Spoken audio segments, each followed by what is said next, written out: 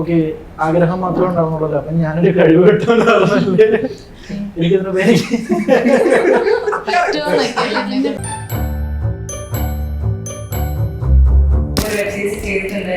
അത് കണ്ടിട്ടാണ് കോണ്ടാക്ട് ചെയ്തത്. അത് കണ്ടെങ്കിൽ കോണ്ടാക്ട് ചെയ്യൂലായിരുന്നു. ഒരു സോഷ്യൽ ഓൺട്രപ്രനർ ആയിട്ടോ അല്ലെങ്കിൽ ഒരു ഡിസൈനർ ആയിട്ടോ ചൈൽഡ് ആക്ടിവിസ്റ്റോ ആയിട്ടാണ് ഞാൻ ഇത്രയും വർഷം എന്റെ ജേർണി ആയിരുന്നത്. അതിൽ നിന്നൊരു വഴിത്തിരിവ് ഡെഫിനറ്റ്ലി ബിഗ് ബോസ് തന്നെയായിരുന്നു. പിന്നെ എല്ലാവരും അടിപൊളിയായിരുന്നു. സെറ്റും അടിപൊളിയാണ്. പ്രത്യേകിച്ച്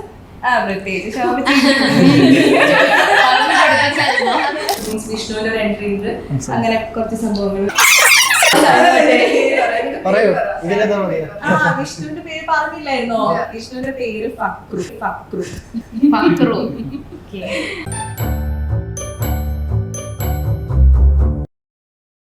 ടീം ഹാപ്പി ജേണിയാണ് ഇന്ന് കൂടെ ഉള്ളത്. ലെറ്റ് മീ വെൽക്കം വിഷ്ണു, ശോഭ, അങ്കിത, ഗോപിക, അശ്വിൻ, വിശാഖ്.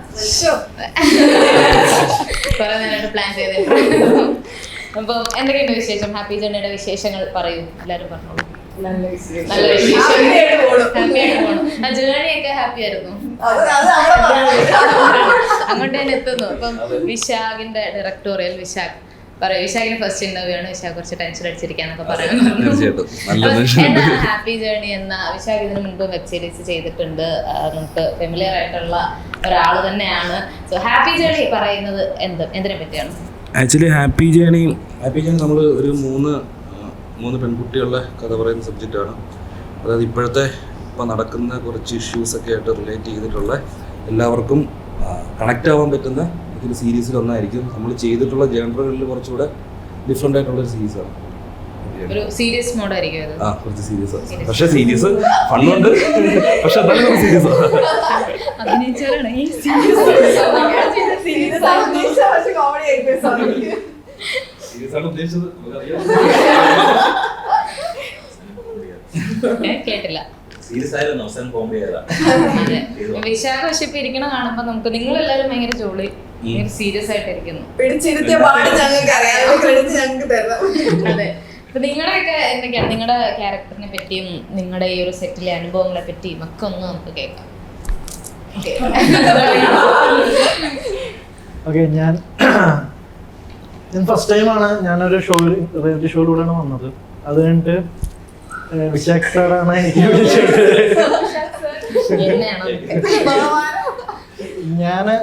എനിക്ക് ഭയങ്കര സിനിമ നടനാവണം, സിനിമയിലേക്ക് കയറണം എന്നൊക്കെ ഭയങ്കര ആഗ്രഹമുണ്ട്.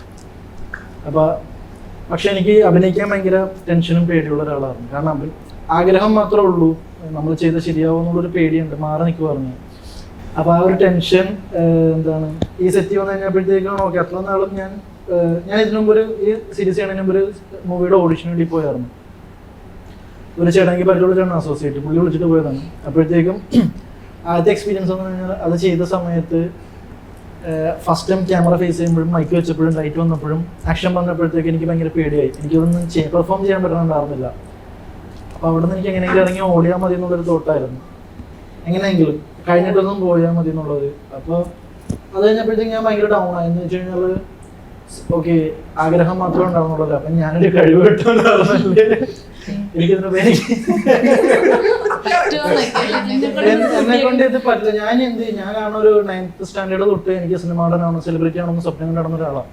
അപ്പോൾ ആ ഒരു പോയിന്റ് എത്തിയപ്പോഴത്തേക്കും ഞാൻ ആലോചിച്ചു, ഓക്കെ ഞാൻ എന്താ ചെയ്യാൻ പോകണം? എനിക്ക് ഇത്ര നാൾ ഇതാണ് സ്വപ്നം കൊണ്ടുകൊണ്ടിരുന്നത്. ഇനി എന്ത് ചെയ്യും? വേറെ ജോലി അറിയില്ല, ഒന്നും അറിയില്ല. എല്ലാം ജോലി കളഞ്ഞിട്ട് ഞാൻ ബാംഗ്ലൂരിൽ വന്നിട്ടുണ്ട്. അത് കഴിഞ്ഞിട്ട് ഈ മൂവി ഇതിന് വേണ്ടിയിട്ട് മീഡിയക്ക് വേണ്ടിയിട്ട് നിൽക്കുവാണ് ഇവിടെ.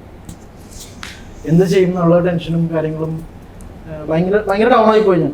അപ്പോൾ എൻ്റെ ഒരു പരിചയമുള്ള 2 ഫ്രണ്ട്സ് ഒരു പറഞ്ഞ് കുറച്ച് കമ്പാരിസൺ അല്ലെങ്കിൽ കുറച്ച് ആൾക്കാരുടെ പണ്ടത്തെ കെയർ ചെയ്യുന്നതൊക്കെ ഇങ്ങനെയായിരുന്നു, ഇങ്ങനെയൊക്കെ ഉണ്ടാവും ലൈഫിൽ, അല്ലെങ്കിൽ സ്റ്റാർട്ടിങ് ട്രബിളാണ്, എക്സ്പീരിയൻസ് ഇല്ലാത്തതുകൊണ്ടാണ് പയ്യെ വരുന്നത്. അങ്ങനെ ഒരു ഇത് ചെയ്യുന്ന സമയത്ത് വിശാഖ് ബ്രോയിലോട്ട് എത്തുന്നതിന് മുമ്പ് ശോഭ ചേച്ചി ഈ ഹാപ്പി ജേണിയുടെ ഒരു ഓഡീഷൻ്റെ ഇത് കോളിട്ടുണ്ടായിരുന്നു സ്റ്റോറി ആയിട്ട്. അപ്പം ഞങ്ങൾ നേരത്തെ ബിഗ് ബോസ് വഴി അറിയാവുന്നതാണ്. അപ്പം ഞാൻ ചോദിച്ചു ചേച്ചി ഇതിന്റെ ക്യാരക്ടറിന്റെ ഇത് കണ്ടപ്പോഴത്തേക്ക് ഞാൻ ചോദിച്ചു, നിങ്ങൾക്ക് എന്റെ പേര് പറഞ്ഞുകൂടായിരുന്നു എന്ന് ഞാൻ ചോദിച്ചു. ഇങ്ങനെയല്ല, ഇപ്പൊ ഞാൻ കുറച്ച് മാന്യമായിട്ട് പറയുകയാണ്. ഞങ്ങൾ ഫ്രണ്ട്സ് പരിചയമുള്ളതുകൊണ്ട് ഞാൻ ആ രീതിയിൽ നമുക്ക് സ്വാതന്ത്ര്യം ഉണ്ടല്ലോ. അപ്പൊ നിങ്ങൾക്ക് എന്റെ പേര് പറഞ്ഞോളായിരുന്നു ശ്രീ എന്ന് ഞാൻ ചോദിച്ചത്. അപ്പോഴത്തേക്കും കളിയാക്കി അത് ചുമ്മാ കളിയാക്കി ചോദിച്ചു. അപ്പോഴത്തേക്കും ഞാൻ ചോദിക്കുന്നതിന് മുന്നേ ഇങ്ങോട്ടേക്ക് പറഞ്ഞു ഞാൻ പറഞ്ഞിട്ടുണ്ടെന്ന് പറഞ്ഞു. അപ്പൊ അതുകൊണ്ട് വിശാഖോടെ നമ്പർ വന്നപ്പോഴത്തേക്കും, കാരണം ഞാൻ കൂടുതലും കേട്ടേക്കണം നമ്മള് എല്ലാം അങ്ങോട്ടേക്കാണ് ചോദിക്കുന്നത്, ഇങ്ങോട്ടേക്കൊന്നും വരില്ല എന്നുള്ളൊരു ഇതുണ്ട് മൂവി ആണെങ്കിൽ. കാരണം നമ്മളെ ആവശ്യമില്ല, നമുക്കാണ് ആവശ്യമുള്ളൂ എന്നുള്ള തോട്ട്. ചോദിച്ചോ അപ്പൊ അങ്ങനെ വിശാഖോടെ കോൺടാക്ട് മേടിച്ച് ഞാൻ വിളിച്ചപ്പോഴത്തേക്കും എന്നോട് പറഞ്ഞു ബ്രോ നമുക്ക് നോക്കാം. അപ്പോഴത്തേക്കും ശോഭ ചേച്ചി പറഞ്ഞിട്ടുണ്ടായിരുന്നു പറഞ്ഞു താങ്ക്സ് ഫോർ ദാറ്റ് എന്ന് റെക്കമെൻഡ് ചെയ്തതിൽ. അത് അങ്ങനെ വിശാഖ് ബ്രോ എന്നെ വന്ന് കണ്ടു, സംസാരിച്ചു. കഥ കേട്ടപ്പോഴത്തേക്ക് എനിക്ക് ഭയങ്കരമായിട്ട് ഇഷ്ടപ്പെട്ടു.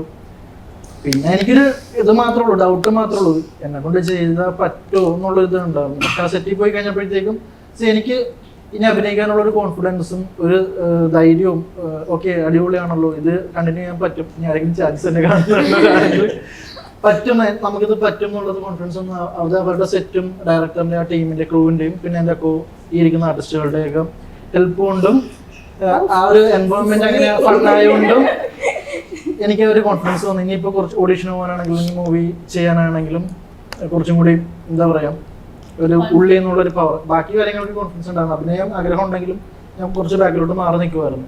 അപ്പൊ അത് കൂടിയിട്ടുണ്ട്. പല കാര്യങ്ങളും ഇപ്പൊ എക്സ്പ്ലോർ ചെയ്യാനൊക്കെ എക്സ്പെരിമെന്റ് ചെയ്തിട്ടുണ്ട്.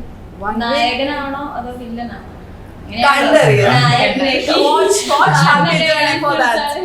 രണ്ടും എന്നുള്ള രീതിയിൽ ഞാൻ ഇതില് സാറേ പറയാവോ സാറേ? നല്ലൊരു വില്ലനാവാനും നായകനാവാനും ടാലന്റ് ഉള്ള ആളാണ്. അല്ല നമ്മളുടെ ഇതിലോട്ട് എന്താണ് വില്ലനൊന്നും പറയാൻ പറ്റില്ല, നായകനൊന്നും പറയാൻ പറ്റില്ല. സെൻട്രല് അപ്പൊ ഉള്ളിലുണ്ട് പുറത്തുണ്ട് ഓക്കെ. അങ്ങനത്തെ ഒരു അത്യാവശ്യം കുഴപ്പമില്ലാത്തൊരു ലീഡാണ്, പക്ഷെ നായകനൊന്നും പറയാൻ പറ്റുന്നില്ല. എനിക്ക് ഭയങ്കര ഹാപ്പി ജേണി ആയിരുന്നു. എൻ്റെ ആ ജേണി ഭയങ്കര ഹാപ്പിയുമായിരുന്നു. ഭയങ്കര ഹോപ്പ്ഫുള്ളി നല്ല രീതിയിലാവുമെന്ന് വിശ്വസിക്കുന്നു. Happy journey. എന്താ പറയുക, ഹാപ്പി ജേണി ഒരു ന്യൂ ജേണിയാണ് എനിക്ക്. ബിക്കോസ് കംപ്ലീറ്റ്ലി എന്താണ് ഞാൻ ഇത്രയും 15 വർഷം ചെയ്തുകൊണ്ടിരുന്നത് അതിൽ നിന്ന് അല്ലേ. പക്ഷെ ഇടയ്ക്കിടയ്ക്ക് ഇങ്ങനത്തെ ചെറിയ ചെറിയ കാര്യങ്ങളാണ് ഞാൻ ചെയ്തിട്ടുള്ളൂ. ബിക്കോസ് അതിലൊരു പ്രയോറിറ്റി ആയിട്ട് ഞാൻ എടുത്തില്ല. ഒരു സോഷ്യൽ ഓൺടർപ്രണർ ആയിട്ടോ അല്ലെങ്കിൽ ഒരു ഡിസൈനർ ആയിട്ടോ ചൈൽഡ് ആക്ടിവിസ്റ്റോ ആയിട്ടാണ് ഞാൻ ഇത്രയും വർഷം എൻ്റെ ജേണി ആയിരുന്നത്. അതിൽ നിന്നൊരു വഴിത്തിരിവ് ഡെഫിനറ്റ്ലി ബിഗ് ബോസ് തന്നെയായിരുന്നു. അതിൽ നിന്നാണ് എനിക്ക് ഒക്കെ ഇതിനകത്തൊരു എന്താ ഈ ഒരു ആർട്ട് എനിക്ക് ഇഷ്ടപ്പെട്ട് തുടങ്ങിയെന്ന്. ബിക്കോസ് അതിനകത്ത് ചെയ്ത പല നമുക്ക് ടാസ്ക് തരുമല്ലോ, ഇപ്പം കാർത്തുമ്പി എടുത്തു പറയാൻ പറ്റുന്ന ഒരു ഇതാണ്. അപ്പൊ അത് അങ്ങനത്തെ കുറെ ഇത് വരുമ്പോഴത്തേക്ക് എനിക്കെന്തോ ചെയ്യാൻ പറ്റുന്ന ഒരു ചെറിയൊരു കോൺഫിഡൻസ് വന്നു. പുറത്തിറങ്ങിയപ്പം എല്ലാവരും ചോദിക്കാൻ തുടങ്ങി എപ്പോഴാ പടം പുറത്ത് വരുന്നത്, ലൈക്ക് സിനിമ എപ്പോഴാ ചെയ്യുന്നത്, അല്ലെങ്കിൽ ആരുടെ വീട്, അങ്ങനെയൊക്കെ ചോദ്യങ്ങൾ വന്നപ്പോ ഞാൻ തന്നെ എനിക്ക് തന്നെ തോന്നി like I should try movies. അങ്ങനെ അത് ഉറപ്പ് വരണമെങ്കിൽ ഞാൻ അതിനെ കുറിച്ച് നല്ലതായിട്ട് അറിയാമെന്നുള്ള ആരുടെങ്കിലും അവരുടെ വായിന്ന് കൂടി കേൾക്കുമ്പോൾ എനിക്കൊരു കുറച്ചും കൂടി ഒരു കോൺഫിഡൻസ് വരും അല്ലേ. അങ്ങനെ ഞാൻ പോണ്ടിച്ചേരിയില് താര എന്ന് പറഞ്ഞ ചേച്ചിയുടെ അടുത്ത്, തിയേറ്റർ ആർട്ടിസ്റ്റ് ആണ്, ചേച്ചിയുടെ അടുത്ത് ഞാൻ പോയി. അത് സബ്ജേട്ടൻ പറഞ്ഞിട്ടാണ് പോയത്. സബ്ജേട്ടൻ ചേച്ചി ലൈക്ക് വൈഫ് അവർ രണ്ടുപേരുടെ അടുത്ത് ഈ കാര്യം ഞാൻ പറഞ്ഞപ്പോൾ പറഞ്ഞു എന്നാ പിന്നെ നീ എന്തുകൊണ്ട് നീ അവിടെ പോണില്ല, പോയി നോക്കെന്ന് പറഞ്ഞു. അങ്ങനെ ഞാൻ പെട്ടിയും പാക്ക് ചെയ്ത് ഒരാഴ്ചത്തേക്ക് ഞാൻ പോയി. അത് സ്പെഷ്യലി എൻ്റെ ലൈഫിൽ ഒരു ഭയങ്കര കുറച്ച് ഡാർക്ക് പീരീഡ് ആയിരുന്നു. I really wanted to take a break also that time. അപ്പം കുറച്ച് സൈബർ ബുള്ളിങ്ങും കാര്യങ്ങളൊക്കെ ആയിട്ടിരിക്കുന്ന ടൈമിലായിരുന്നു. അപ്പൊ കറക്റ്റ് ടൈമല്ലേ. അങ്ങനെ ഞാൻ പോയിട്ട് ചേച്ചിയുടെ അടുത്ത് സത്യം പറഞ്ഞ ആ സമയം ഞാൻ ഫോണും എടുത്തിട്ടില്ല, like nothing, completely cut off from ആ ഒരു മറ്റേ വേൾഡ് എന്ന് വേണമെങ്കിൽ പറയാം. അപ്പം ഒരു 5 days പല പല ഗുരുക്കന്മാര്, ചേച്ചി അങ്ങനെയാണ് അത് പ്ലാൻ ചെയ്തത്. അപ്പം അവരെല്ലാവരും ഒരേ സ്വരത്തിൽ തന്നെയാണ് പറഞ്ഞത് you have it in you should try, അല്ലെങ്കിൽ ധൈര്യമായിട്ട് പൊക്കോ മുമ്പോട്ടെന്ന് പറഞ്ഞു. അപ്പൊ അതും കൂടെ കേട്ടപ്പോ എനിക്കൊരു സമാധാനം. ബിക്കോസ് ഈ പറഞ്ഞ പോലെ എന്റെ സമയം മാത്രമല്ല മറ്റുള്ളവരുടെ സമയം കൂടി വേസ്റ്റ് ചെയ്യണ്ട അതെനിക്ക് അറിഞ്ഞൂടാ, അവരോട് ചോദിച്ചാൽ അറിയാം. പക്ഷെ ഈ ഒരു എനിക്ക് തോന്നുന്നു അത് അത്ര എന്തായില്ല. അപ്പം അങ്ങനെ അതിനു മുമ്പേ അവൻ കോണ്ടാക്ട് ചെയ്തിട്ടുണ്ട് ഉണ്ടായിരുന്നു. അപ്പം എന്താ പറയാ, ഒരു വഴിത്തിരിവ് എന്ന് തന്നെ വേണമെങ്കിൽ പറയാം. സിനിമ ചെയ്യുന്നതിന് മുമ്പ് എനിക്കൊരു 1 week വർക്ക്ഷോപ്പ് ആയിരുന്നു ഇത് ഞങ്ങൾക്ക് എല്ലാവർക്കും.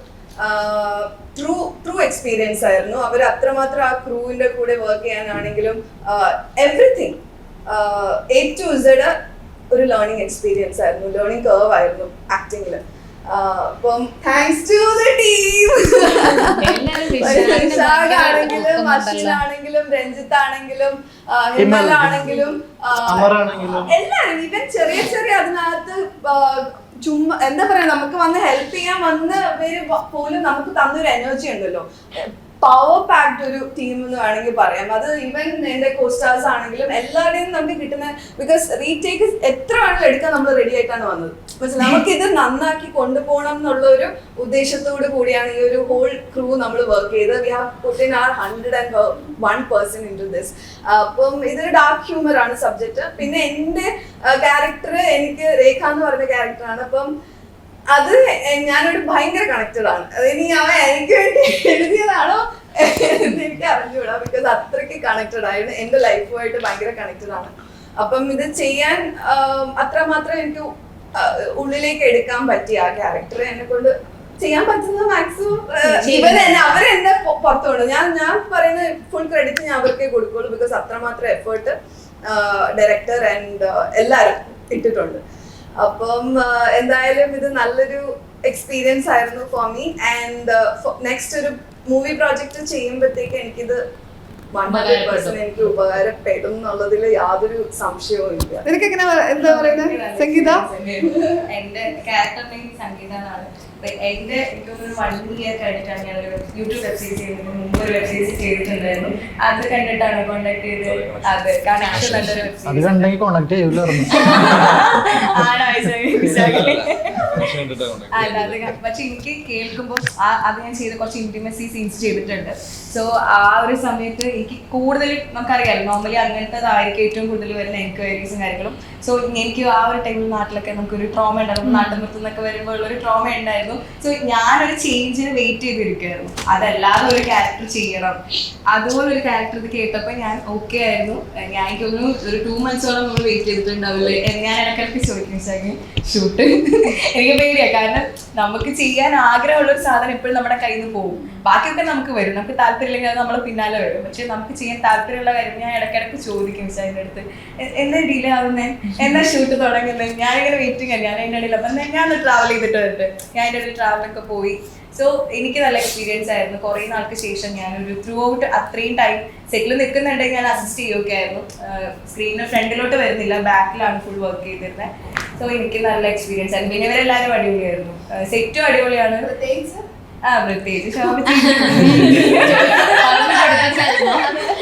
അതാ ഫേസിലുണ്ട്.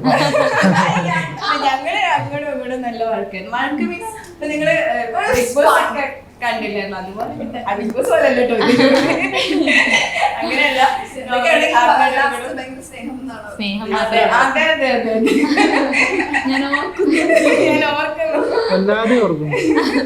രസമായിരുന്നു. പിന്നെ ക്യാരക്ടർ വൈസ് ഇപ്പൊ നടന്നുകൊണ്ടിരിക്കുന്ന റെലവന്റ് ഇഷ്യൂ ആയിട്ട് ഭയങ്കര റിലേറ്റഡ് ആണ്.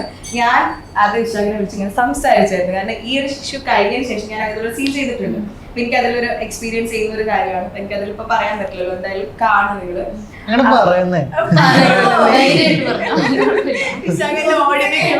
അല്ലെങ്കിൽ എനിക്ക് പേടിയാ വായനെന്തെങ്കിലും, എനിക്ക് വർത്താനം പറയാൻ ഭയങ്കര ഇഷ്ടം. എനിക്ക് പേടിയാ വായനെന്തെങ്കിലും പോന്ന് വെച്ചിട്ട് ഞാൻ പിടിച്ചു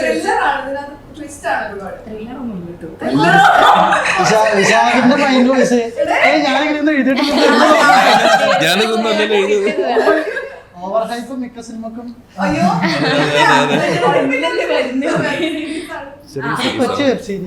റിലേറ്റഡ് ആണ്. ഇപ്പൊ ഞാനിതില് ക്യാരക്ടർ ഇതേപോലെ സിനിമ മോഹമായിട്ട് നടക്കുന്ന പെൺകുട്ടിയാണ്. ഇവരതേപോലെ ഓരോരോ സിറ്റുവേഷനിൽ വരുന്നത് നമ്മൾ നോർമലി കൊച്ചിയിലെ ഫ്ലാറ്റിലൊക്കെ ഉണ്ടാവുന്ന പല പല സിറ്റുവേഷൻ വരുന്ന പെൺപിള്ളേരായിരിക്കുമല്ലോ. അപ്പൊ അവര് പല പല കാര്യങ്ങൾ സ്ട്രഗിൾ ചെയ്യുന്നുണ്ട്. ഇപ്പൊ ഇയാളുടെ സ്ട്രഗിൾ ആയിരിക്കില്ല എന്റെ സ്ട്രഗിൾ. അങ്ങനത്തെ ഒരു സീരീസ് ആണ്. അതില് ക്യാരക്ടർ മീൻസ് വിഷ്ണുവിന്റെ ഒരു എൻട്രി ഉണ്ട്. അങ്ങനെ കുറച്ച് സംഭവങ്ങൾ.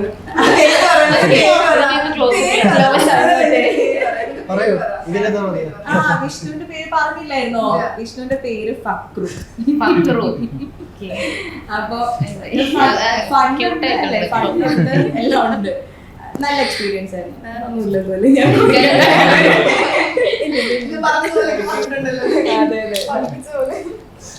ഓക്കെ, ഞാൻ ആക്ച്വലി ഭയങ്കര അൺഎക്സ്പെക്ടഡ് ആയിട്ടാണ് ഇതിലേക്ക് വന്നത്.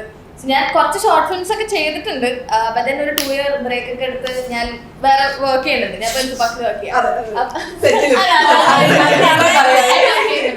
അത് പിന്നെ പുള്ളിക്കാരിക്ക് പാർട്ട് ടൈം ആയിരുന്നു ഈ ഷൂട്ട്, സെറ്റിൽ നിന്ന് വർക്ക് ചെയ്തോണ്ടിരിക്കുന്നത്. ഞാൻ പറയാം. സോ എന്നെ വിശാൽ ആക്ച്വലി വിളിക്കുന്നത് പോസ്റ്റർ ഇറങ്ങുന്നതിന്റെ തലേ ദിവസം വൈകുന്നേരം വിളിക്കുന്നത്. എന്താ പറയുക, ഇങ്ങനെ ഒരു സാധനം ഉണ്ട്, ഞാൻ സ്ക്രിപ്റ്റ് അയച്ചുതരാം, വായിച്ചിട്ട് ഇന്ന് രാത്രി അല്ലെങ്കിൽ നാളെ തന്നെ യെസ് ഓർ നോ പറയാം, പോസ്റ്ററിൽ പേരിടണമെന്ന് പറഞ്ഞു. അങ്ങനെയാണ് എനിക്ക് സ്ക്രിപ്റ്റ് അയച്ചു തരുന്നത്. അത് ഞാൻ വായിച്ചു, എനിക്ക് ഇഷ്ടപ്പെട്ടു, ഞാൻ നെക്സ്റ്റ് ഡേ യെസ് പറഞ്ഞു. ഒരു ഐ തിങ്ക് ഒരു 1 or 2 hours പോസ്റ്ററിൽ പേരും വെച്ചിറക്കി. അപ്പൊ തന്നെ ഞാൻ പോലും പ്രോസസ് ചെയ്തിട്ടില്ല. ഈ പോസ്റ്റർ കാണുമ്പോൾ ഫ്രണ്ട്സ് ഒക്കെ വിളിച്ചിരിക്കുന്നു, ഇങ്ങനെ ഇതിനകത്തുണ്ടോ? ഞാൻ പോലും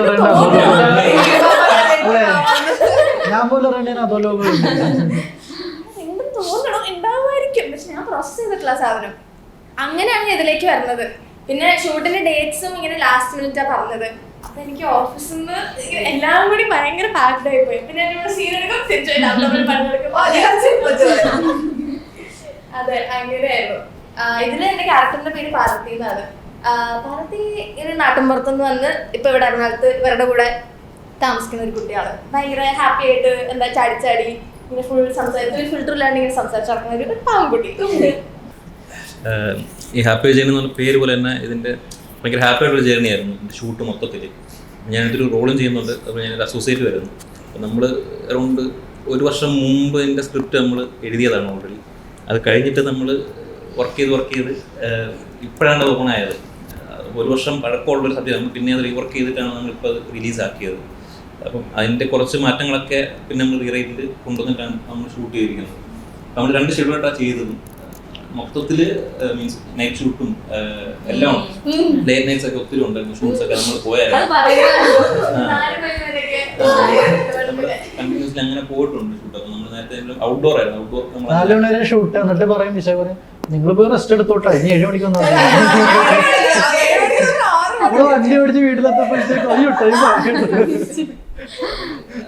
ലേറ്റ് നൈറ്റ് പോയിട്ടുണ്ട്, അത് ഔട്ട്ഡോർ പോയിട്ടുണ്ട്. അങ്ങനെ മീൻസ് രസമായിരുന്നു ഷൂട്ട് മൊത്തത്തിൽ പറയുവാണെങ്കിൽ. അപ്പം കാണുക, എല്ലാവരും കണ്ടിട്ട് എല്ലാവരും അഭിപ്രായങ്ങൾ പറയുക, നല്ലതാണെങ്കിലും അഭിപ്രായങ്ങൾ പറയുക. ഒരു സിനിമ എടുക്കാനുള്ള സ്ക്രിപ്റ്റ് അതിനകത്തുണ്ട്. അത് ഒരു 6 ദിവസത്തിനകത്ത് ഷൂട്ട് ചെയ്ത് തന്നെ ഒരു വലിയ കാര്യമാണ്. ടോട്ടൽ എത്ര എപ്പിസോഡായിട്ട് ഇത് വരുന്നത്? 4 എപ്പിസോഡാണ് മൊത്തത്തിൽ വരുന്നത്. എന്നത്തേക്കാ റിലീസ് ഉണ്ടാകുന്നത്? പ്ലാൻ ചെയ്തിരിക്കുന്നത് ഫസ്റ്റ് എപ്പിസോഡ് ഓണം പ്രമാണിച്ച് സീസൺ 2 ഇവര് പറഞ്ഞ പോലെ പ്രതീക്ഷിക്കാം. ഞാനും പ്രതീക്ഷിക്കുന്നു.